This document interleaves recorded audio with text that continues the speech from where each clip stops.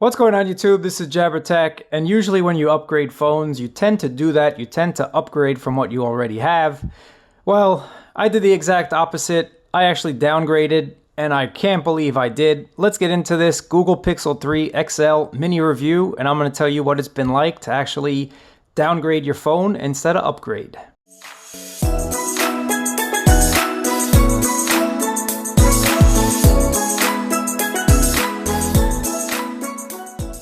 This is the Google Pixel 3 XL.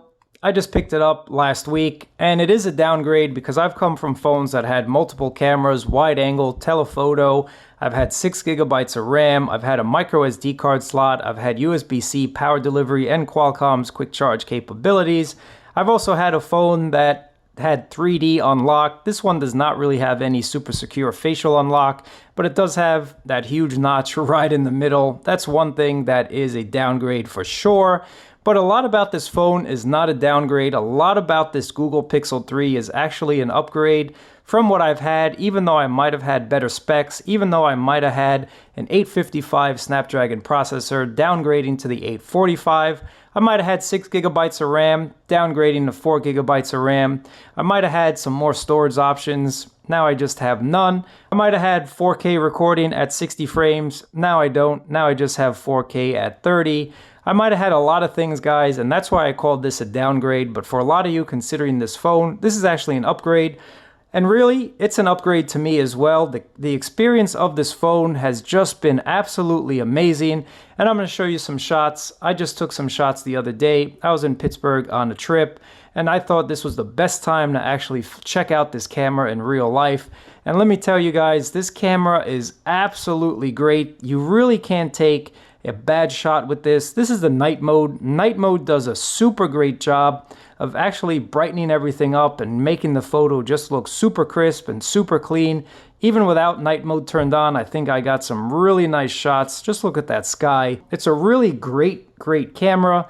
And zooming in, you can really see the detail. You really don't lose detail at all on this camera.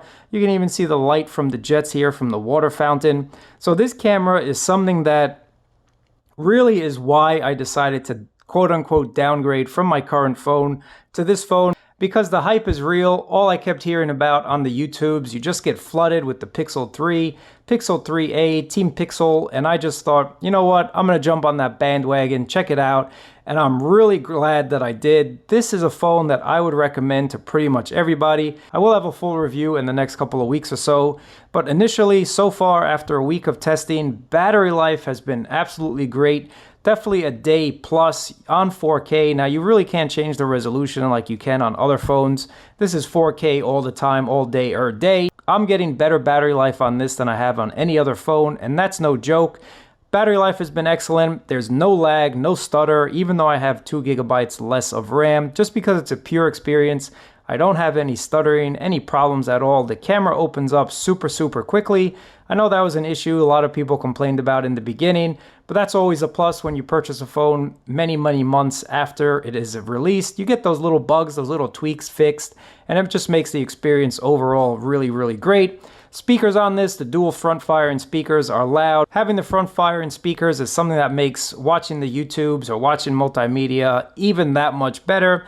And just to show you my battery level, this is what I have, 1 day, 9 hours. I've used it for 3 hours and a half. The standby time on this phone is absolutely great. It really just sips battery, no issues whatsoever. And just having a clean overall stock experience for me is well worth it. I don't really need all those gimmicks that's found on Samsung, LG, Huawei, whatever the case may be. I like a pure Google experience, and I really can't stress that enough, guys. If you're someone that doesn't want a pure experience, if you're someone that likes gimmicks, this is not the phone for you. So it is a clean stock experience, guys, and this happens to be the first phone that I've had in I don't even know how long that I have not thrown on Nova Launcher. Usually that's the first thing I do from when I pop it open out of the box, but not with this one. I'm really digging this Pixel launcher. And then look at this on my news. LG V40 just receives Pi update. That's another reason. I love updates. I love keeping secure. I love keeping up to date. And I already got a couple of updates on this phone, so I'm really happy. I like to be one of the first to get those updates. The squeeze function works great. I would prefer a physical button, but you know what? It makes the device a lot sleeker, and it just is one less button to accidentally press. So the squeeze to activate your Google Assistant is not an issue. I kind of like it. But really, guys, that's all I want to talk about with the Pixel 3 XL. I did downgrade, but in my mind, in my feelings, in my thoughts, I actually upgraded from something that was faster to something that was slower. Go think about that one for a minute, but make sure to subscribe, hit that thumbs up button. I will have a full review coming up.